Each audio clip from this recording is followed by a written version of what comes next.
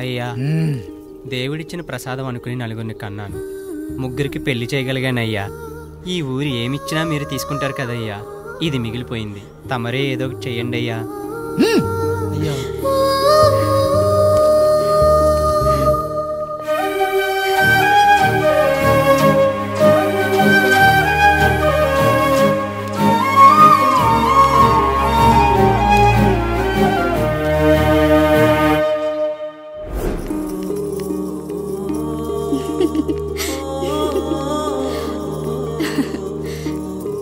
ఈ ఇల్లు, ఆస్తి, ఇంత గొప్ప భర్త, పిల్లలు, చాలా ఆనందంగా ఉందండి. కానీ నాకు ఒకటే లోటు, మన తర్వాత మన పిల్లల్ని చూసుకోవడానికి వీళ్ళకొక అన్నయ్య కావాలండి. అచ్చం మీ పోలికలతో వీళ్ళకొక అన్నయ్యని కందామండి. నువ్వు అడిగితే కాదనగలనా?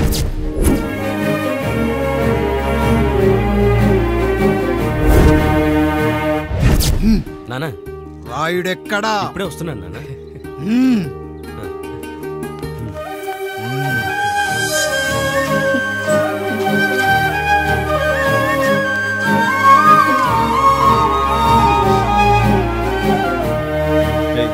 చూడరా, మీ అన్న మీద పగ తీర్చుకోవడానికి నీకు ఇదే సరైన సమయం. పర్లేదంటావా? ఏం పర్వాలేదు. అయ్యా ఎరా రంగా, ఏం కావాలో అడగరా. నీకంటూ ఏమి ఇవ్వలేదు, నువ్వు ఏమి అడగలేదు, చెప్పరా.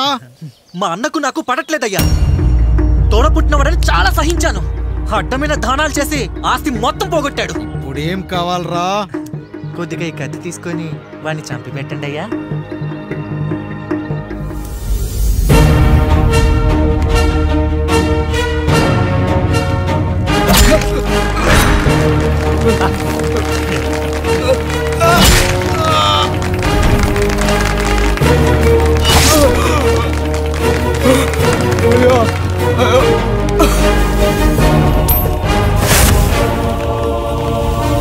నాయుడు, అన్యాయంగా మా నాన్నని చంపేశావు.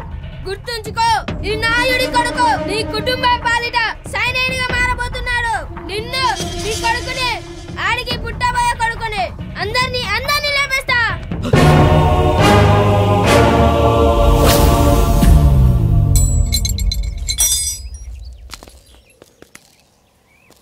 ఏం జరిగింది? మీరు హత్య చేసినట్టు ఇప్పుడే సమాచారం అందింది. తగిన సాక్ష్యాధారాలు పరిశీలించిన పిమ్మట మీకు యావజ్జీవ కారాగార శిక్ష, 2000 రూపాయల జరిమానా విధిస్తూ అరెస్ట్ చేస్తున్నాం. అయ్యగారు నా కోసం చేసిన త్యాగాన్ని హత్య అంటుందా మీ చట్టం? ఇదెక్కడ న్యాయం? మనిషికి ఇచ్చిన మాట నిలబెట్టుకుంటే అరెస్ట్ చేస్తారా? ఏ దేశంలో ఉంది చట్టం? నన్ను ఏం చేయమంటారు రాయుడు గారు? 9వ తరగతి చదివి ఊర్లో గాలికి తిరుగుతున్నా నన్ను మీ మనిషి ఒకడు పోలీస్ స్టేషన్లో ఉండాలని నన్ను ఎస్ఐన్ చేశారు. సాటి మనిషిని స్వేచ్ఛగా హత్య చేసుకోవాలని దౌర్భాగ్య స్థితిలో బతుకుతున్నాం మనం. మీరు చేసిన ఈ గొప్ప పనిని అర్థం చేసుకునే సంస్కారం, విజ్ఞత, విజ్ఞానం మాకు లేవు సార్, మాకు లేవు.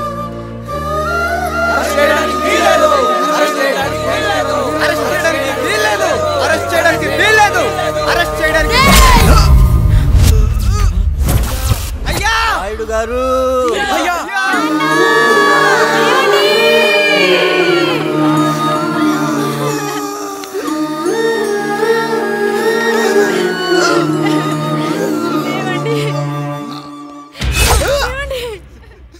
నొప్పిగా ఉందిరా.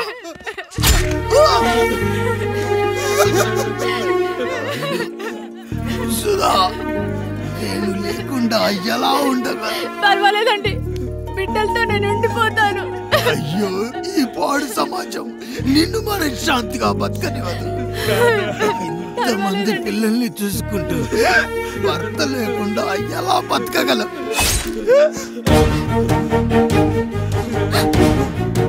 వద్దండి.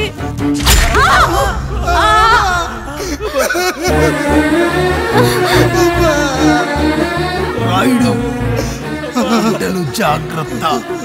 ఈ రోజు నుంచి వీళ్ళంతా నీ తమ్ముళ్ళు, చెల్లెళ్ళు కాదు, నీ బిడ్డలు.